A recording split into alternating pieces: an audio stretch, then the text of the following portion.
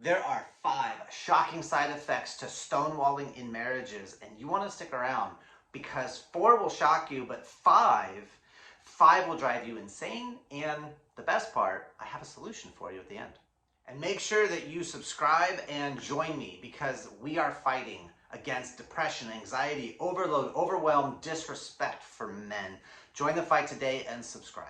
Hey guys, I am Jeremy Roadruck, your mindset mastery and peak performance relationship guy, and I've been there. I've been stonewalled and I've been the stonewaller, and I can tell you there are 5 things that get in the way, that mess up your life, that will actually destroy your relationship if you don't know how to handle it properly. So let's dig in. So first, what is stonewalling in relationships? Well, essentially, that's when your partner goes all silent treatment mode and they just shut down communication. Something happened, they got upset, and they're not going to talk to you, they're not going to engage with you, they're not going to let you get any traction whatsoever. And it is freaking maddening because you know it's dysfunctional, you know it's manipulation, but they won't extend the olive branch no matter what you do.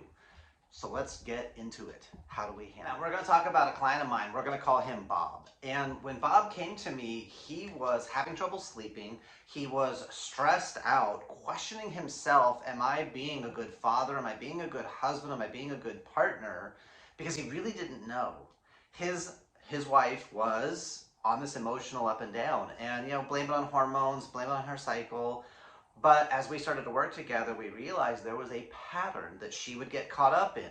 At some point, he would misbehave in the relationship and she would shut down on him, and he would have to spend extra time, extra money. He had to spend a lot of different energy and effort to get her to respond to him.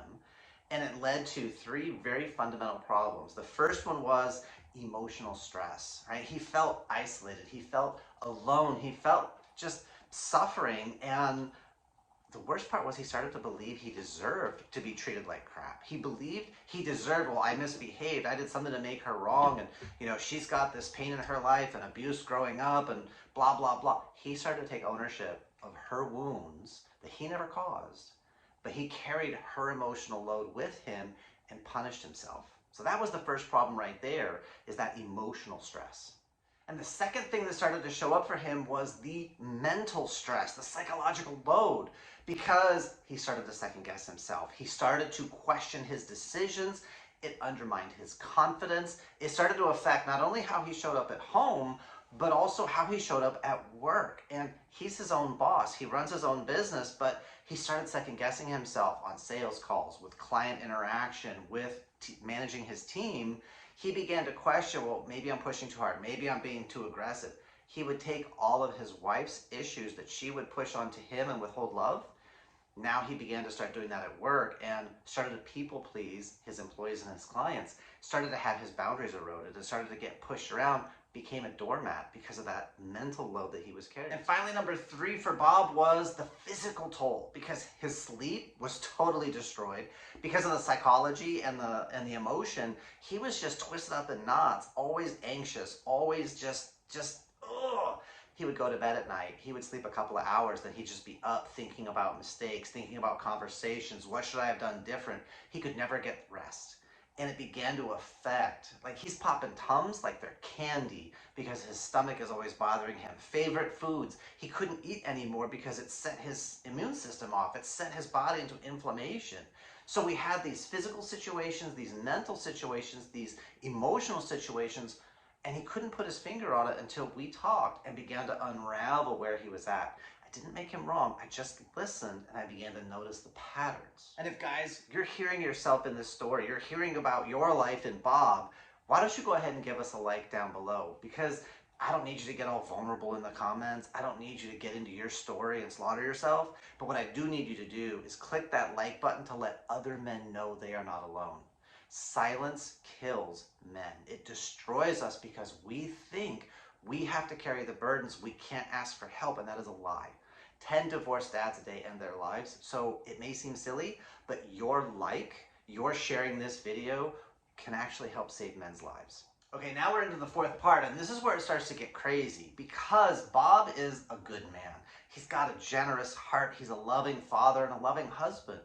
But because of the emotional toil, because of the psychological load, because of the way it was affecting his body and the lack of sleep, he started finding himself feeling rushed. Everything was a battle. Everything was a struggle. Everything was a hair trigger. He's ready to explode. He's losing his temper on his wife. He's losing his temper on his kids.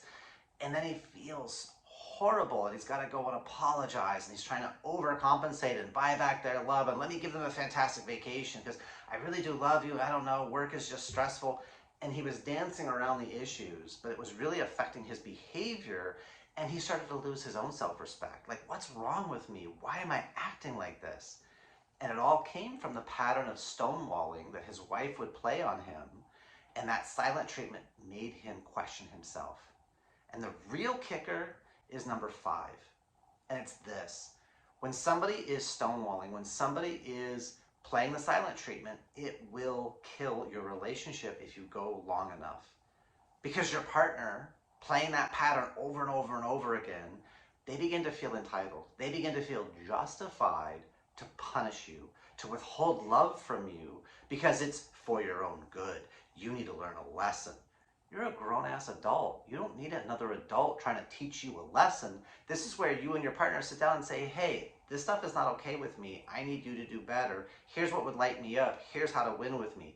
And that is the key mistake when somebody gets locked too far down this pattern of stonewalling and the silent treatment. They feel justified for treating you like crap. And that is the hardest place to make a pivot.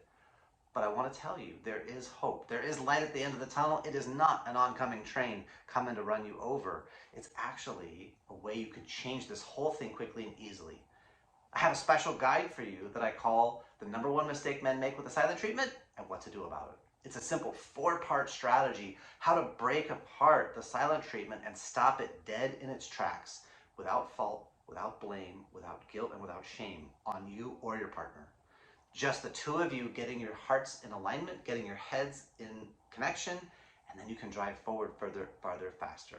So I'd love for you to check that out. There is a link down below and it's pinned in the comments. So that's it, guys. That is the 5 pieces, the 5 shocking side effects of the silent treatment and stonewalling. That emotional load, the psychological load, the physical load, how that starts to affect your behavior, and ultimately that toxicity will destroy your marriage. Again, guys, Jeremy Roadruck here, Mindset Mastery, Peak Performance Relationship, and we are fighting the injustice of relationships to help men live and love more. Be sure to like and subscribe, turn on that bell for notifications, and check out a couple more videos here on the channel. And I'll see you next time.